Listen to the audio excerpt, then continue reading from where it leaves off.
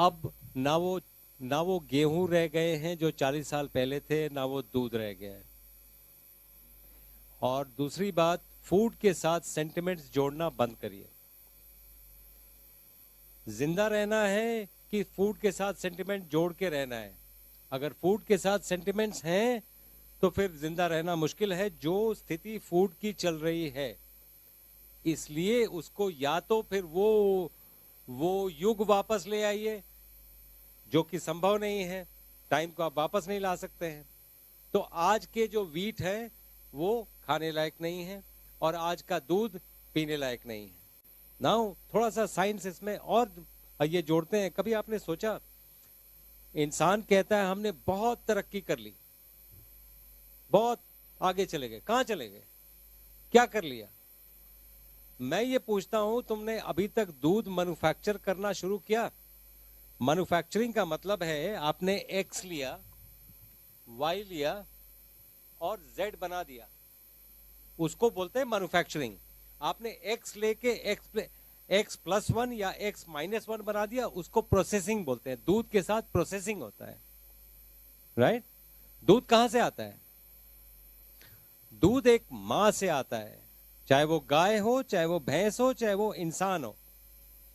दूध के आने में, यहां पर माताएं जितनी भी बैठी हैं, दूध के आने में मां का कोई हाथ नहीं होता है। दूध के बंद होने में मां का कोई हाथ नहीं होता है। ये नेचुरल है।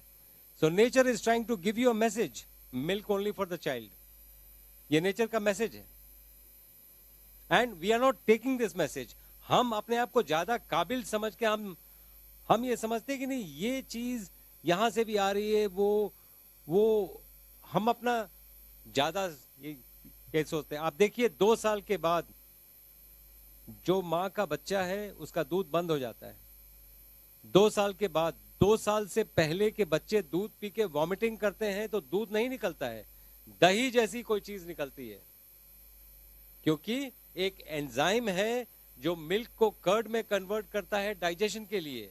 वो 2 साल की उम्र तक ही इंसान के शरीर में होता है, और ऊपर वाला बेवकूफ नहीं है।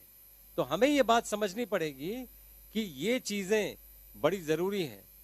यस, अगर वो दूध होता जो पहले था, जो आज नहीं है, तो उसका फर्मेंटेड दही, उसका घी शायद ठीक होता, लेकिन वो दूध ही नहीं है। ये कहने का मतलब था। दूसरा, एक विटामिन डी का क्वेश्चन था। विटामिन डी, मैडम, वो जितना भी हमारे साथ एक फाइजर का बंदा जा रहा था, मैंने वैसे उसको फ्लाइट में था तो पूछ लिया मैंने कि यार तुम लोग तो बड़े साइंटिस्ट हो गए हो, तुमने धूप को भी कैप्सूल में कैप्चर करना शुरू कर लिया क्या? ये विटामिन डी का कैप्सूल बेच रहे हो? विटामिन डी का एक ही सोर्स है सन, और एक ही तरीका है कोलेस्ट्रॉल। अगर कोलेस्ट्रॉल नहीं है तो आपके स्किन से एब्जॉर्ब भी नहीं होगा वो।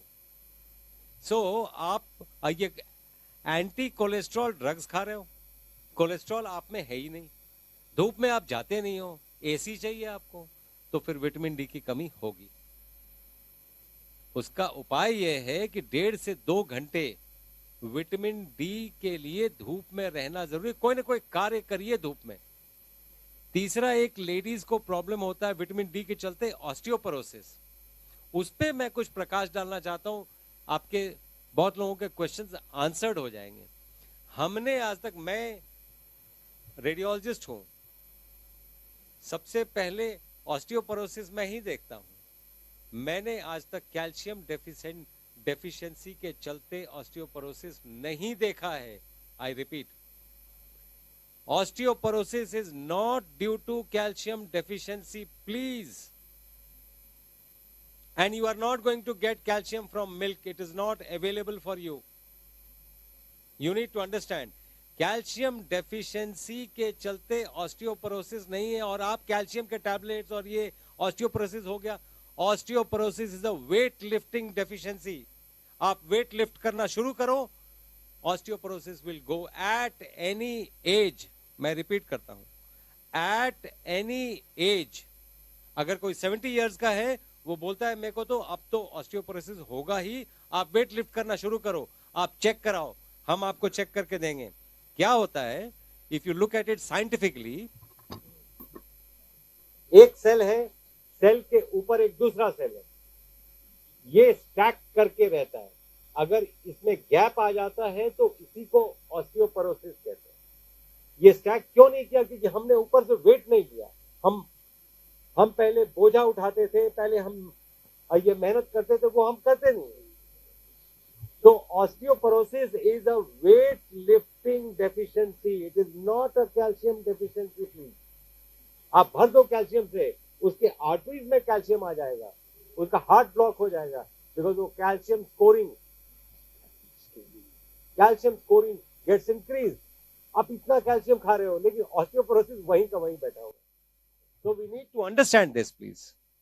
जी, अगर आप किसी बीमारी से परेशान हैं, लगातार उसके लिए दवाएं खा रहे हैं और फिर भी आपको आराम नहीं मिल पा रहा, तो आज ही अपने नजदीकी शुद्धि क्लिनिक में आएं और हमारे आयुर्वेदिक डॉक्टर से अपनी बीमारी का इलाज पाएं।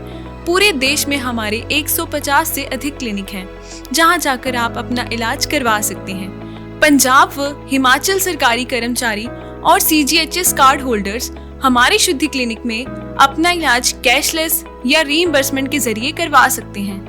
अपने नजदीकी शुद्धि क्लिनिक का पता जानने के लिए स्क्रीन पर दिखाई दे रहे नंबर पर कॉल करें। धन्यवाद।